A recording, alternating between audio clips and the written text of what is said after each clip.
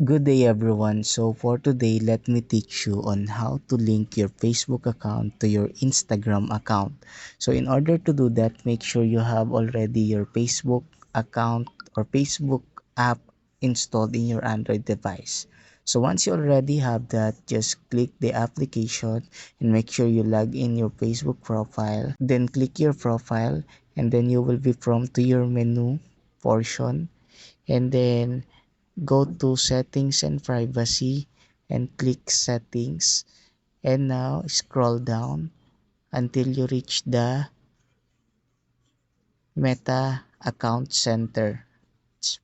You can find it below the last portion of the settings and privacy part. So click that, and then after that,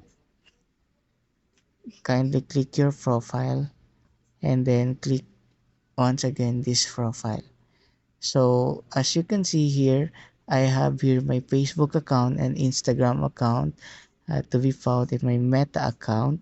So in order for you to link your Facebook account to your Instagram account, so kindly just simply sync profile info.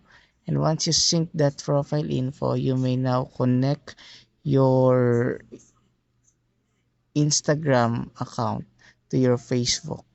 So base here, keep your profile updated by syncing your profile info.